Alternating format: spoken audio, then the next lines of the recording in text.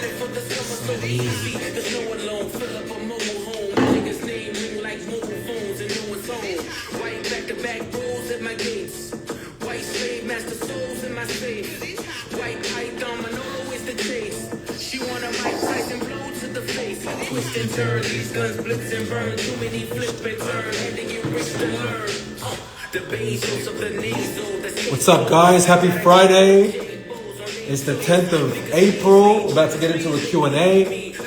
We got Mixie, we got Nagesh. Middle of April 2026. We lit in Australia. As usual, guys, one of you will win $100 if you stay till the end. Looking forward to sharing with you guys and answering all of your questions. We've got Hospitality Heroes here. Shout out to Hospitality Heroes. Let me get my album to jump in here as well. React with precision, but God only knows my intention. But selling dope is a religion. The hammer's in position. I can show niggas the difference.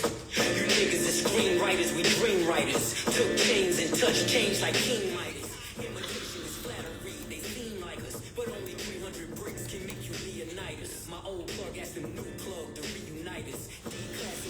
Okay, so yeah, guys, it's 2020. It's the 10th of April, 2026.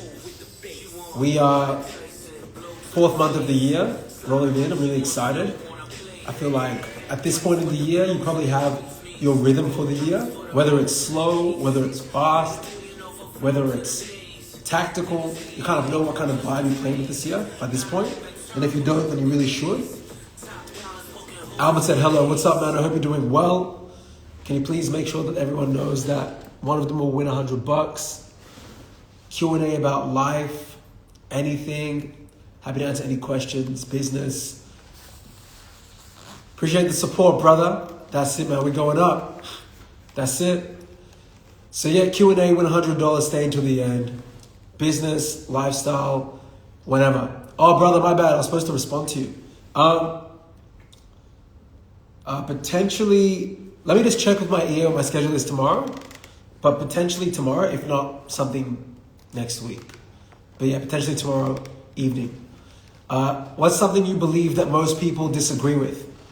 I think you should focus on money in your 20s, because if you do that, then you're going to get skills that disproportionately put you in an advantage to be able to design your lifestyle for different things. So you have to kind of get to level 1. You have to get to, can I meet my basic primal needs first? And then after you meet your basic primal needs, you can get to a point where you can start to meet other needs like creativity or intuition or, other things. Like, for example, I'm very creative. I can't wait to do more creative type of ventures, albeit movies or fashion, etc. But right now, what's required of me is to focus on capitalism. So therefore, I focus on my capitalistic ventures. So I can then eventually get those needs met, meet those for a bunch of other people, and in turn, I can now focus on another batch of needs, which are maybe a bit more creatively inclined. What's one habit what's up, Rian? What's up, Rian? I hope you're well. What's up, Declan? What's up, Mila? What's one habit that changed your life? One habit, what's up, Peter? One habit that I had, say sub 100K a month, was I just try to out call the amount of people. I was like, okay, even when I was doing $500,000 a year, I was the main closer. So what I would do is I'll be like, okay, mathematically, a lot of people, when they're in an agency or just general service organizations, their main focus is, okay, can I get referrals? Or can I send out X amount of emails? But I was like, look, what do most people not do anymore because of the generation, the post-COVID effect? A lot of people are too scared to cold call. So actually, I really like seeing the trend on Instagram of people cold calling again, because I think it's really healthy. And I think it's good. It's just that's as pure form of communication as it gets. And a lot of people run away from that. So what I would do back in the day is I would just make at one point, 200 calls a day. I kind of miss it because I became so numb to rejection, and 200 dials a day. And that was just during the week. Then on weekends, I do 100 on Saturday and 50 to 100 on Sunday. Low-key, I should have put in more work when I even look back. But now I'm not the main salesperson. Literally, we just hired 2 new appointment setters SDRs today. One of them, I'm going to post this on my Instagram story, one of them got their first appointment set within 30 minutes of being on the phone. And that's simply because of the incredible leadership that we have in our organization and the sales culture of just reps. So yeah, that's something that I wish, not wish, but that's something that I would have, that I believe in. One habit that changed my life was just doing such a significantly more reps than most people that I became numb. So like a bad day for me was like 80 calls. But 80 calls is more than most people in a day, especially if you're getting 5 or 7 sets of 80 calls, you know? What do you value more, time or money? Time. At this, and I'm not rich, but like at this, even at this level, like a couple million a year, like revenue, time is so important to me because I know that if I get 1 hour to myself to think, I could create so many solutions. I could create so many efficiencies. I could solve so many problems. So for me, it's 100% time. Like, and by a landslide time. Like, it's not even close. What's up, Peter? Mila said, I really like your content. I appreciate it, Mila. One love, one respect. What separates, what's up, Sherry? I hope you're well. What separates successful people from everyone else?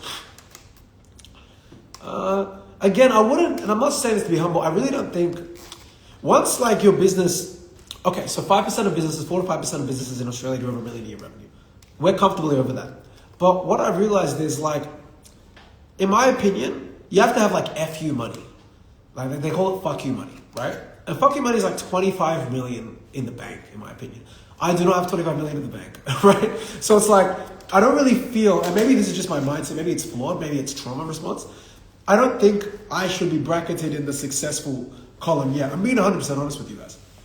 Because I'm also 26, there's a lot of blind spots that I have. But anyway, what separates successful people from everyone else?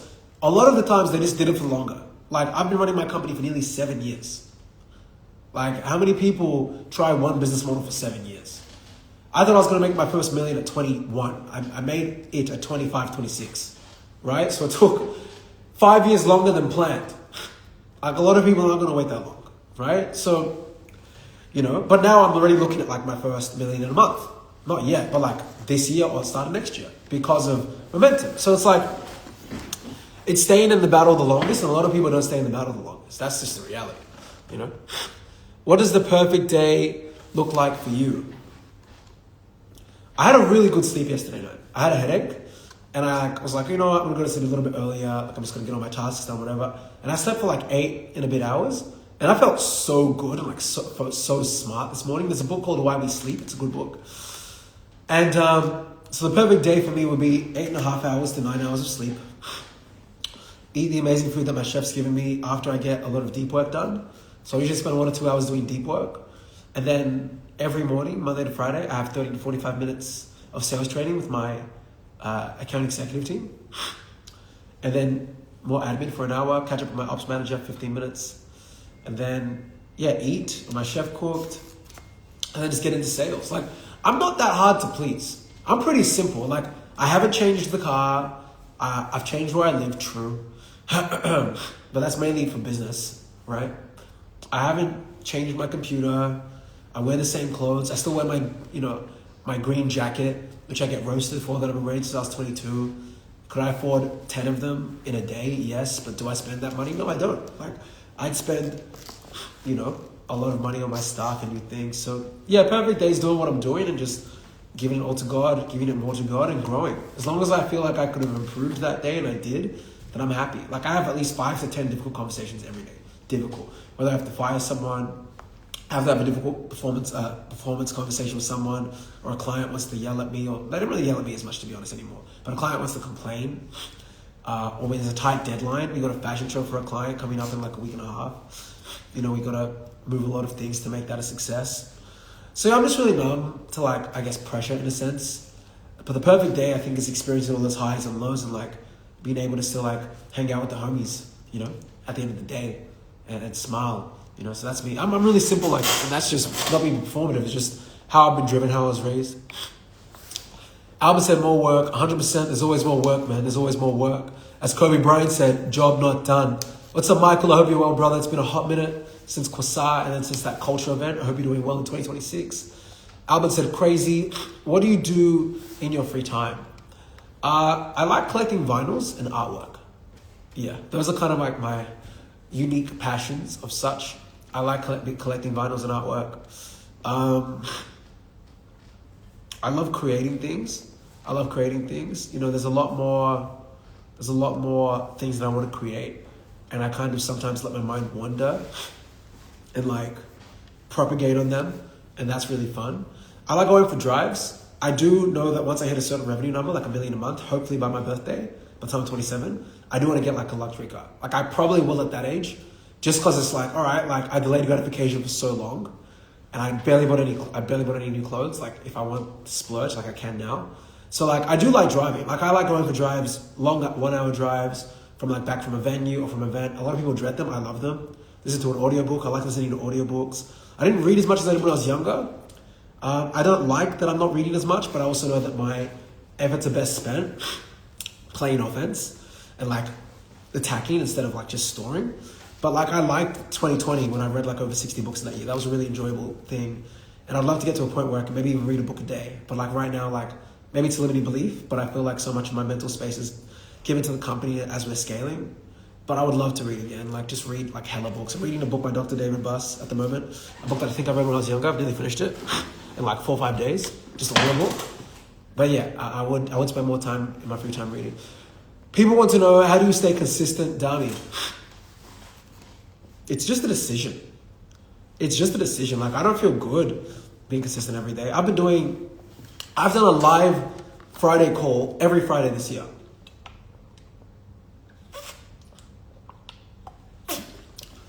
Every Friday this year. And some days I don't want to do it. Some days I do want to do it, but I don't care. I just do it. Like it's just simply, I know what I need to do. I need to go up and I need to make it happen. My editing team's going to be happy with it. My personal brand team, my creative director, they're all relying on my consistency. It's no longer about me. Like I'll give you guys an example. This is going to sound really pretentious. If I don't make in a day, like 7 to 10 grand in a day, I get nervous. Not because of me, but because of how expensive my company is to run. So if I'm not consistent, it's not about me. I'm thinking, who doesn't get paid? I can't have that because then I might quit. You know what I'm saying? So it's like, it's a different responsibility, and that greatly shifts the drive to how do I stay consistent, to like what's required of me for other people. When it becomes less about you and more about other people, you have that drive. That's why I would recommend for you guys, like once you're at like 20, 30, 40, 50K a month, like hire someone, because it becomes now about you showing up for them. Like I show up for 70 people, and that feels good. That's a good responsibility. Alvin said 20M in the bank. Not yet. Not yet, brother. Hopefully by like 28, 29. Like liquid. Because like, again, in my opinion, my philosophy is you're under 35, especially under 30. Like even if you're making like multiple 8 figures or 9 figures a year, which I'm not at the moment, like dump it into an organization. Because you're young, so the upside and the lack of dependence that you have is so high. So say I was even doing like 10 million a month in like 2 years across the different ventures. It was like 100 million a year, right? Which could happen. God wills it. I would just be like investing into like the smartest people to like come into my company and pay them like $1 million a year so we could get to $1 billion. And I'm speaking in very loose senses here. But like that's how I'm running my company now, and that's what's helped us grow from multiple 6 figures to like now, you know, low 7 figures a year. And I'm going to keep doing this until I'm doing like 8 figures when I'm 27, you know. So, yeah, that's my philosophy. It's like just dump money into good people and good systems. But I'm also very like risk tolerant. Like, guys, like even, like I'm not even supposed to say this, but like there's so many times, even in the last year, where like my business bank account will say like less than like 5 grand, even though we might have made like 6 figures plus in a month. But it's because like I spend so much of it. I don't want to, and this is very risky, but like I don't even in my personal account want to like, well not my personal, I've got savings and like stocks and crypto, that's different. But like in my personal accessible account, I don't need more than like 2-3 grand any given week. Because like, I feel like you're going to get complacent. You know, you need enough to cover any, you know, unfortunate situations, car breaks down, you get injured or whatever, hospital bill. Apart from that, burn that money onto people.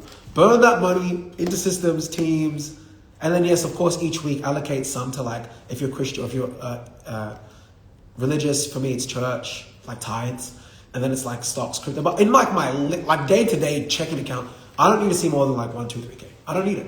I don't even need to see $100. But that's me. A lot of people might feel sick to their stomach if they are running like a multi-seven figure company and in their checking account they only have. But like for me, I just like staying small.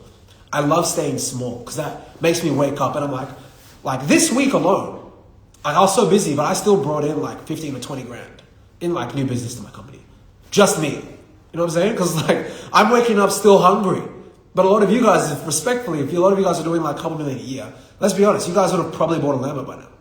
Like I can buy a Lambo right now, but I'm not going to buy a Lambo. I'm burning that money. I'm burning Lambo money on my staff's wages. You know what I'm saying? So that's why I would stay consistent. You got to like put that pressure on yourself to be consistent. You know, you got to force it. Mixie said, how many cold calls is it possible to do in a day since most businesses are 9 to 6? And secondly, how often do you follow up with the client to nurture the lead and get the close? Very easy question. So you have to think bigger. So yes, most people are 9 to 6, but in Australia, for example, Perth is 2 hours behind Melbourne. So if you really were about it, really you could call from like 8 a.m. to freaking like 8 p.m. Really. So really you could call for 12 hours a day if you really wanted to. I'm not even saying you should off the rip, but I'm just saying like it's possible.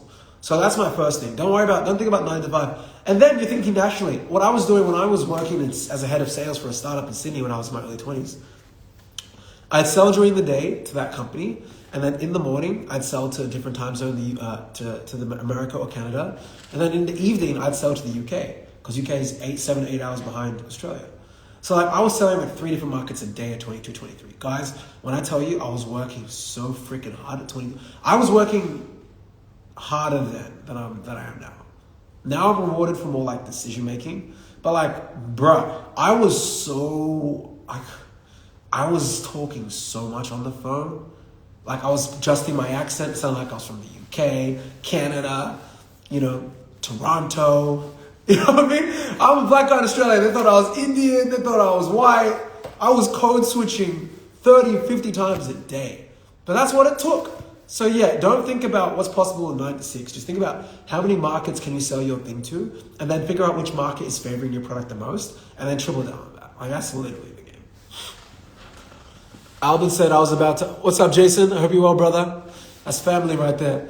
Albert said, I was about to ask you, are you okay since you didn't log in as usual? I am okay, man. Yeah, I am okay. I was solving something. Business never stops. But I thought you probably worked hard. You probably slept more. Nah, man. Part of it's the time zone. But yes, I did sleep a little bit more this morning because of the headache. So I appreciate the attention to detail, Alvin. Jason said, Oga is living the Batman life. I know you fight crime at night, Bruce. They don't know, man. They don't know. I be Batman, man. I be Batman in these streets. I be saving cats and dogs, humans as well, businesses from revenue issues. I'm Batman, man. They don't know about it. That's why I had to get the haircut. Mixie said, is it better to cold call first and then do paid ads? Or should I combine both from the beginning when doing sales? Because most people who start with low capital. I reckon start with cold calling. Because, look, I know a lot of people that rely on paid ads, and some of them get to 7 figures, especially in Australia. But a lot of them get stuck at 20, 30, 40, 50K a month. Because sales is the lifeline to any organization. So if you can't close the deal, I know a lot of business owners will get to 50 grand a month, which by the way is really hard to do. If you're at 50K a month and you're sub 40, well done. You're making 600K a year revenue. Even at 20% profit, that's 125K in your pocket. After tax, that's 70K. That's a lot of money, especially in this economy with the interest rates that's a lot of money. I don't even pay myself on paper, at least, just for ATO that's watching. I don't pay myself even 70 grand on paper, ATO listening, right? But it's you can do that. But if you want to, I'll put it this way. We want to get to 1 to 3 million a month by the end of this year. How we are doing that is we built a great sales culture. We've had actually a bad month in terms of appointments set. But at one point in March and in February, we were averaging 30 to 50 appointments a day. Now let's times that by 5 in a week. That's 150 appointments a week. That was not the best week, by the way. That was mid. Out of 150 appointments, say 100 appointments rock up. Say you close just 25%. That's 25 new clients a week. I'm not even going to tell you how much we charge our clients. You get how growth can happen fast when you master sales, but with paid ads, even if you're really good at running the ads, there's going to be an eventual cap on the return on ad spend. So for example, like say you're spending 10K a month on ads and you crush it and you're getting a 3-to-1 return on ads. So you're getting 30K for 10K. So if you spend 30K, then you get to 90, etc. That's great, but what if Meta shuts down? What if TikTok shuts down? TikTok got banned for a period of time in the US last year or 2 years ago. What if Instagram shuts down? For me, I know if all of social media shuts down, I'm going to build an in-person sales team, come to my office, we'll do da-da-da. We'll get hype every morning, we'll play some music on the big TV, we'll dance a little bit, and we're going to go door knock on restaurants like I did when I was 19, 20. Until we close 5 deals that day. And then we're going to eat it together at the office and it's going to be a good day. Like I know I can go back to bare bones because I mastered sales first. But if you master the ads, I don't know, I just feel like there's always going to be a bit of a limit on the skill set. Unless you have a business partner that can help you plug in that gap with sales, in my opinion. Sherry said, do you have investors or do you do all equity in your own company? All equity in my own company. But it depends on the business you're in. So anyway, short answer is in my companies, I'm completely bootstrapped. Right? So like, that's why I also feel like, I'm not even a course seller. That's why I feel like my advice is also a bit more real. Because a lot of people will be like, oh, it's definitely ads. Or, oh, you're not good at sales. Or, oh, like, you need to have a business partner. Or you need funding, 50K funding. It's like, at the end of the day, like, if you talk to enough people, Sherry, to anyone else listening, like, you can make it happen. But a lot of people are, like, too shy. Like, I'm pretty shameless. Like, I'm not afraid to admit it. With Quasar, from my own Instagram, I reached out to 1,000 people and 30 people rocked up to the first 2 episodes. I reached out personally to 1,000 people. But those 2 episodes, one got 50K views and one got 1 million views. And next minute, Vice Australia and Channel 9 are following us. Right? Or Vice is a subsidiary of Channel 9, so Vice, not Channel 9. Right? So it's like, it's the same with the service business. Like, at the end of the day, if you're desperate enough, you can make it happen. And I'm not saying like in the generic sense, like hustle porn. I mean like, if you called 100 people a day, for 6 months, like you guys can get a business to like 10K a month. Like, and I know you might be thinking, oh, 10K a month in 6 months. But yeah, like at least you have a business doing 10K a month on the side. Right? I was more emotional about my first 10K a month than my first like $1 million in annual run rate. And now $2 million. And I'm not going to disclose further. Right? And it's because like the amount of effort it takes to go from 0 to 10 takes so much. So many people doubted you. My parents doubted me. I had friends that doubted me, girlfriends, whatever. But now, literally, like, like I have people that have been like asking me for jobs that doubted me like years ago. But that's okay. I don't hold any resentment. It's just like circle of life. But like it takes like, I would say, for anyone listening, it takes like 3 to 5 years of like extreme shamelessness. I was sleeping on a broken bed while I was making 6 figures a year. I was shameless. You know, that's what it takes. Stay to the end. Yep, stay to the end, guys. And you can win $100. One of you win $100. Damn, 1 million a year. Yeah, man. Burning a Lambo in weeks. Yes, I burn. And this doesn't even feel cringe to say because I really do this. Like, I really do this, yeah? Like, I really do this. Like, I really spend that much on my people because I'm like, I want to build an army. Alvin said burn a Lambo in weeks. Yes, brother. Like, it's real. You know, like, why spend that when I eventually want to get a car like that? Why not do it at a point where, like, if I could buy it in cash and it wouldn't affect the company and the amount I could spend on my staff, right? Like, a lot of people, they rather chase status and not responsibility. Like, they shy away from difficult conversations. I don't like them, but I run towards them because I know that's where the money is. I know that's where the personal growth is. And money is a consequence of personal growth. You know? What's something you're currently working on improving? Being a better leader, man. It's a lot of responsibility, bro, to be honest. Like, you know, like one of my staff, she's awesome. You know, why are my lips so red? I look like a clown. Anyway, so like, yeah, one of my staff, they just moved on from our company and they were like one of our first account managers and I'm so excited for them. And like, I was like, damn, like, I'm gonna miss this person. But then after, I have to jump to a call where I'm gonna be super like attentive and hyped up because, you know, 2 of my senior account managers were solving something and we have one of our clients, they're $1 billion company, one of our clients. And they have like a lot of bureaucracy that we have to work towards. We've got to please different people. And we need them to clear like a big invoice that they're always pending on, you know? It's like, you got to go to switch.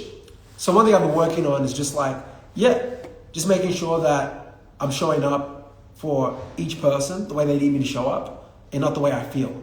And that is a pattern that I think I'm starting to really nail, but I know that I've still got a long way to go. Switching nationalities and hours. Bro, I was switching nationalities. I was sounding Indian to Ranjit. I was sounding Nigerian to, Alua something. And I'm Nigerian, so I can say that. I was sounding Zimbabwean to Zimbabwe. I was sounding Asian to an Asian. I was sounding Canadian, American, like UK. How are ya? I sounded like South Australia. How are ya? Yeah, radio. Like, bro, I was doing the most. And I had to. That's what it took.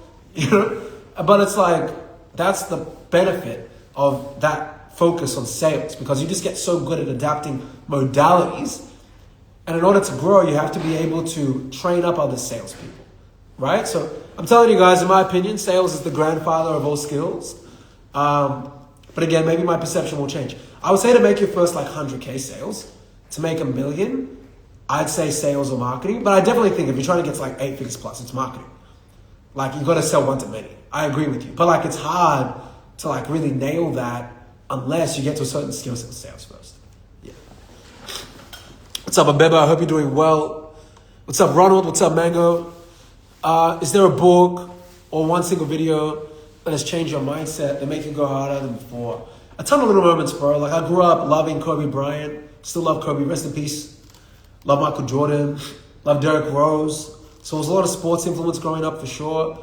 When I was 17, I spent a lot of time, if I wasn't going to like a year 12 party, trapping, trying to pick up chicks or whatever.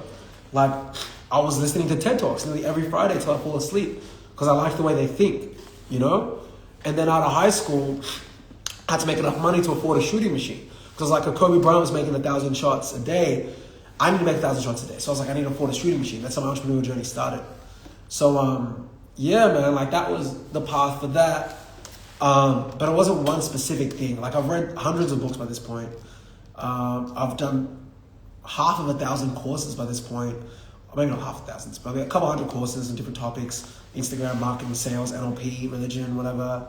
But there's not one thing. I think it's just an accumulation of events. I have had events in my life that have made me go harder. Losing multiple friends to violence and cancer definitely will give you some more fire, to be honest. And I hate that I keep bringing it up, but I'm just real. Like, I'm not going to fake it. Like, those things definitely add fire. But it wasn't one particular thing. Like, there was teams that I didn't make in high school. There was people that rejected me, but I also made teams. I also dated the hot girl. Like, so like I've also made, like, the fact that for me, if I don't make 7 or 10K in a day, that I get a bit anxious. Right? And I don't really get anxious, but like, it's like, oh shit. Like, that's also a blessing of a problem because we ask for the problems. You know what I mean? So like, we settle for our bare minimum standards. That's why we keep growing, because in my brain, my standard is not a couple million a year. My standard is I want to create an empire that's going to be able to feed hundreds of people. Right now, we're feeding 70 people a month. What a blessing. But like, by the end of the year, we might be feeding 150 people. And I know that it's going to be, if I'm probably not making 100 grand a week, or probably not that, probably more than that, but like say 300 grand a week by that point, well, then I'm going to be like, damn, this is a bad week, even though I might make 250 that week. So it's like, it's just being really clear on what the driver is, and it's not one thing. I'm just really comfortable with the reality that, it's an accumulation of things. But it's also one thing I've gotten good at that I used to not be good at, is like, I know what turns me off to like relax. Like, I love going vinyl hunting. Like, I've got a James Brown vinyl there, and I love looking at it. I've got Tame Impala vinyl. I've got Future and Drake vinyl. And I want to get like I want to get Boondocks paintings. Like, little things like that. It's like, I'm still a young nigga at the end of the day. I'm 26. So like, doing things like that, kind of be like, okay, like business mode, switching my tonality 10 times a day. I got white stuff. I got stuff in Ghana. I got Asian stuff. I got stuff in Europe. But it's like, okay, now it's time to like decompress, watch some Drewski, get some vinyls, So that's one thing that I've gotten better at, because truthfully, I used to be really bad at that when I was in my early 20s. And I got sick. Like, there was time, I nearly got hospitalized from working too hard. I wasn't sleeping.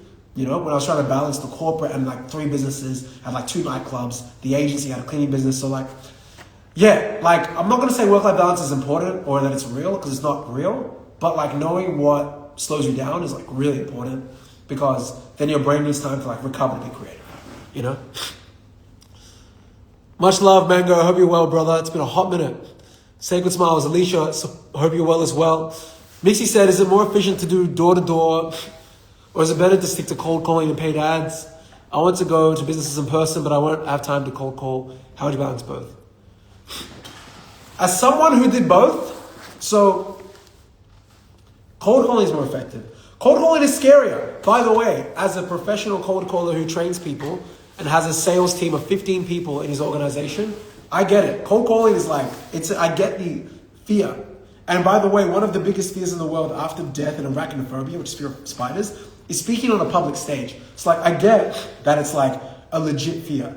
I get it. But like, the sooner you face that fear, the faster. Because like, if you door knock, there's only so many things, like you can only knock so many doors in a day.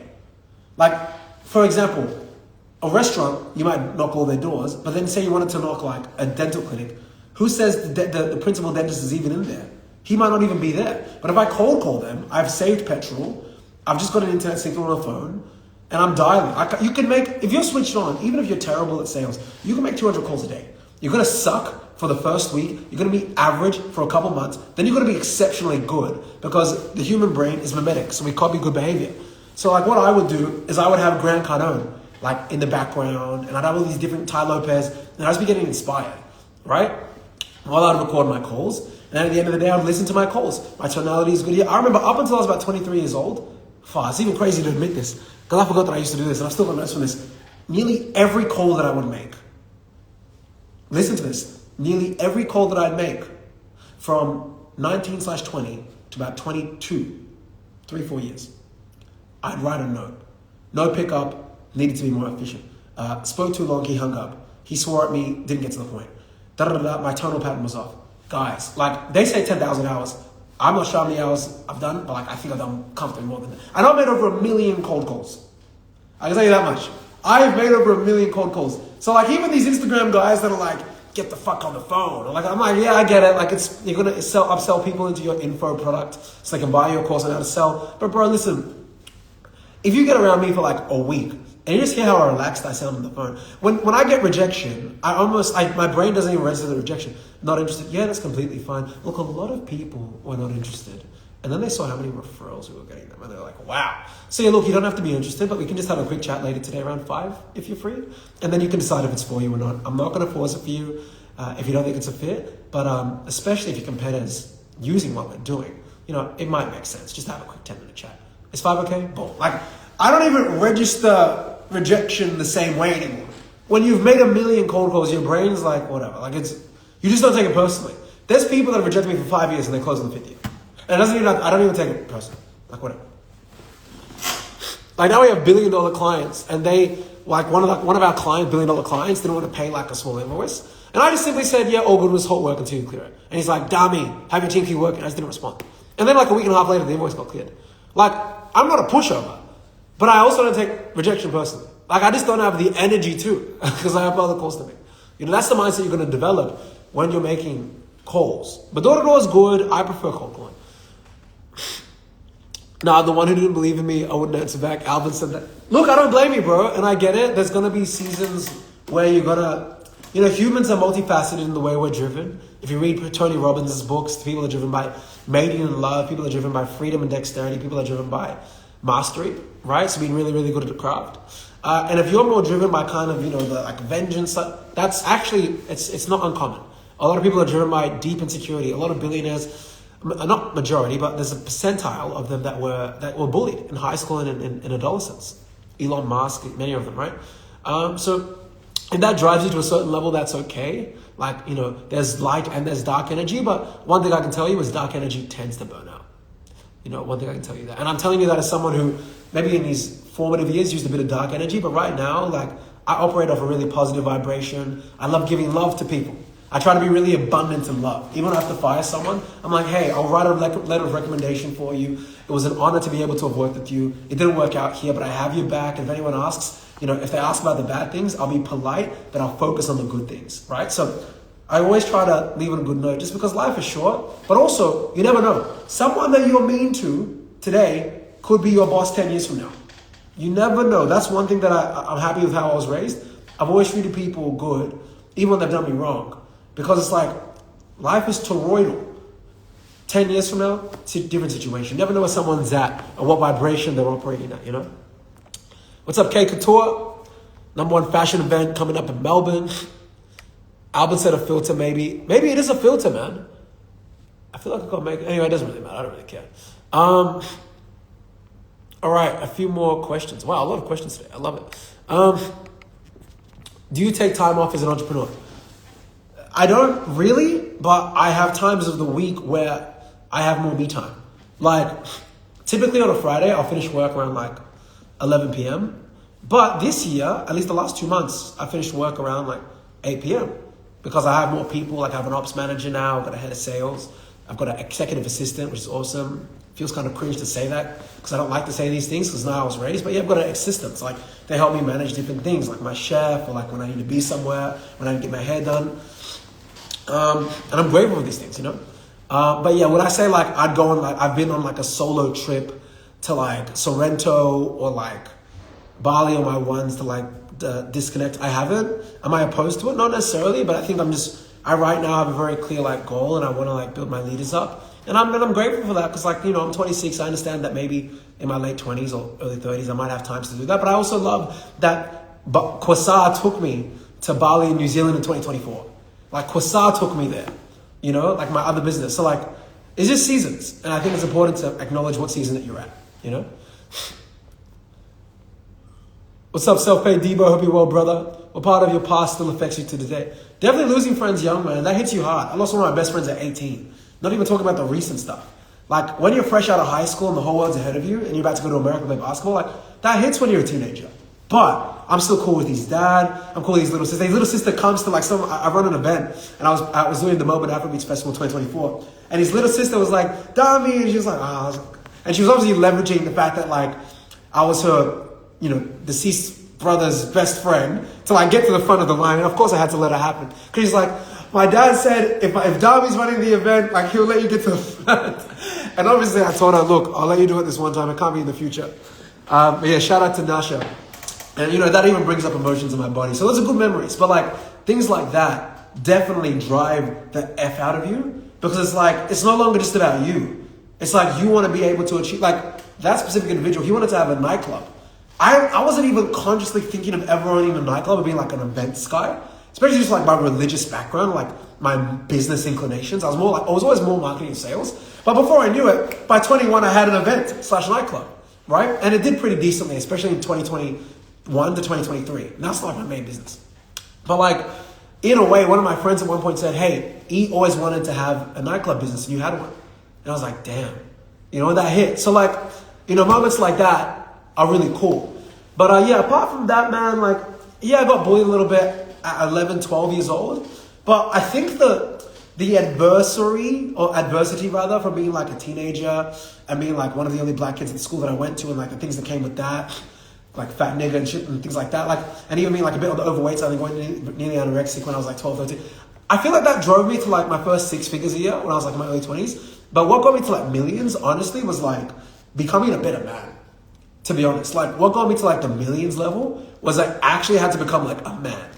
Like I had to walk towards, like cold call rejection's one level, but then having $0 because you made a bad decision when you still have to pay for people, that's like a man conversation or like a woman conversation. Like it's a very adult thing. So I think to get to like the millions, like yes, dark energy can drive you, but I think it really goes beyond that. It goes beyond like, are you willing to shed the skin of former you to become new you?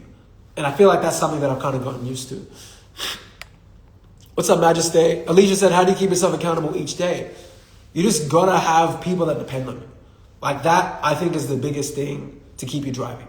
Like I know that if I don't show up, I got 70 people that will be disappointed in me, right? But when it was just me, I could have a bad day. I could be like, look, I'm Dami. I can probably still get like a 6-figure a year job in corporate. But now it's like, if I make 2 days worth of bad decisions, gossip begins in my company. If I make a week's worth of bad decisions, I lose my A place. If I make a month's worth of bad decisions, we're bankrupt. Well, probably not a month, but you get the point, right? So it's like, that's what keeps me accountable when you have people that rely on you. Majesté said, oh, he's speaking in French. Salute. Just, I don't speak French, but whatever you say, man, much love. Peace and love.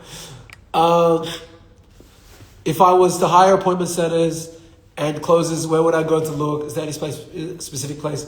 Yeah, LinkedIn, onlinejobs.ph. If you guys actually want assistance in hiring appointment setters and like building your sales team, literally in my free Skool group, I show you guys how to hire people. Like I have over 100 videos in there from when I was 24 on like how to do these things, guys. Like if you guys watched all of my YouTube videos and took all of my Skool videos and just followed everything, you guys could get to like 30K a month. You don't even need to pay me. And then once you're at 30K a month, come talk to me. Check in with the boy, and you can either pay me for consulting or pay me for services, and I'll turn you up to your first million. Like that's what I do, right? That's what I get paid to do. Do I do it all the time? No, I'm not perfect, but a lot of the time. That's why we have around 100 clients and 70 staff, right? Because repetition becomes the norm. For real. Alicia, you get it, man. Alicia, you're family, man. So, I'm always going to keep it a buck. Alvin said that could be a good documentary later on. Could. Alvin said, you're a basketball coach. Oh, yeah. Hey, man. Yeah, look, did that drive me? I guess a little bit. But, bro, even when he was doing, and that wasn't my coach, that was my personal basketball trainer. I wouldn't say that was like the one thing that like drove me to the next level. Because I was already hard-headed, but I was 23 at that, 22, 23. I just thought it was funny, and then, yeah. So basically what Alvin's referring to, guys, is a story where one of my coaches said, I want nothing to do with you. And he yelled in front of the whole gym, and everyone looked. And he got me kicked out of the gym. And then 6 months later, that same year, he's at one of my events. And he's like, what are you doing here? I was like, oh, this is one of my companies. And he was trying to act like he knew me, but I was, and I didn't, and I still was polite, but, it just shows how, that's what I'm saying. Like, I don't hate the guy. Because he was operating at whatever level he was operating at that time. And maybe he was just really stressed and he took his stress out on me. Right? So yeah, I got a lot of stories like that though. I got teachers like that. I got basketball coaches like that. I've had coaches that would be, I remember one time, this is when I was finishing up my season at Melbourne Uni, because I used to play basketball at Melbourne Uni. That was a really good time. I was 21. And basically I was trying out for a certain team. And one of the players that had already made the team asked the coach, hey, is he actually going to be on our team this season? And the coach thought I couldn't hear him, but he whispered back to this guy. He said, no chance. He whispered, no chance, thinking I couldn't hear it. Like, there's so many people, and maybe it's because of how I was brought up. I've been in very peculiar situations. I'm not going to talk about this on YouTube, but on one of my birthdays many years ago, I nearly got murdered. Wrong place, wrong time. I still have cuts on my body from that. Wrong place, wrong time. And I'm not saying this to be grim, but I survived it, 'cause I'm a G, tough to kill. But it's I feel like I've lived a very expeditious, that's not the word, a very varied life. So because of that, I'm really numb to general criticism, just because I don't really have any super big expectations of humanity, which I don't say that in a negative way. I'm just saying it's I know that there's so much good in a person, and I know there's so much bad, that I'm not upset if there's good and bad. You know what I'm saying? Because even when the coach said, there's no way that there's no chance. Or when that person really put a blade in me when I was, many years in my early 20s, and I had to give a police report. At the end of the day, these people were operating out of a certain vibration. I have no animosity to these individuals. Well, I don't know because I'm human, but I don't hold a grudge. I need to, no, because life is complex, right? But anyway, I'll end it there. I love you guys. Much love. It's the middle of April, 25% into the year. Let's get it. Let's go. Albin's going to let me know who won today's live. Appreciate you guys. Let's turn it up. Let's push for the second quarter of the year. Let's go. I'll speak to you guys next week.